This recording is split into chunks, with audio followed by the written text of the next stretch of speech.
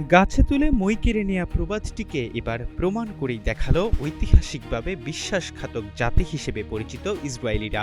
ইরানের বিরুদ্ধে আকাশ যুদ্ধে আধিপত্য বিস্তারের গল্প শোনালেও কোনো ধরনের মার্কিন স্থল অভিযানে অংশ নেবে না দেশটি। এর আগেই নিজেদের মাটিতে যে কোনো ধরনের বিদেশি সেনার আগ্রাসন মোকাবেলায় কঠোর হুমকি দিয়েছে তেহরান। এরপরই এমন তথ্য সামনে আসলো।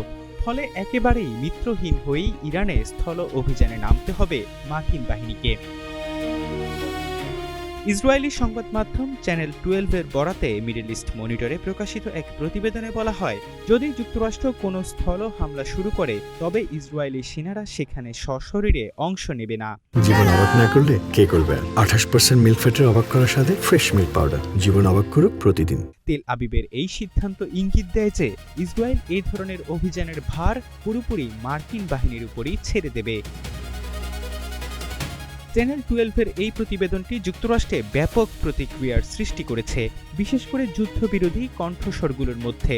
তারা যুক্তি দিচ্ছে, ওয়াশিংটনকে একটি ব্যয়বহুল স্থল যুদ্ধের দিকে ঠেলে দেওয়া হচ্ছে, অথচ ইসরায়েল ইরানের ভেতরে লড়াইয়ের জন্য তাদের নিজস্ব সেনা পাঠাতে অস্বীকার করছে।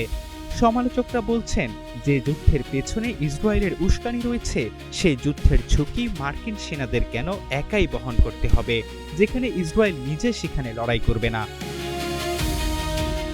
বিশ্লেষকরা বলছেন, ইরান যুদ্ধ যদি ওয়াশিংটনের জন্য খারাপ দিকে মোড় নেয় তবে তা মধ্যপ্রাচ্যে মার্কিন সামরিক আধিপত্যের সীমাবদ্ধতাকে উন্মোচিত করে দিতে পারে।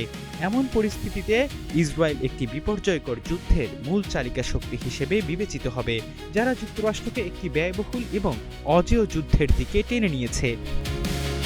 ইহসান আব্দুল্লাহ, নাগরিক প্রতিদিন।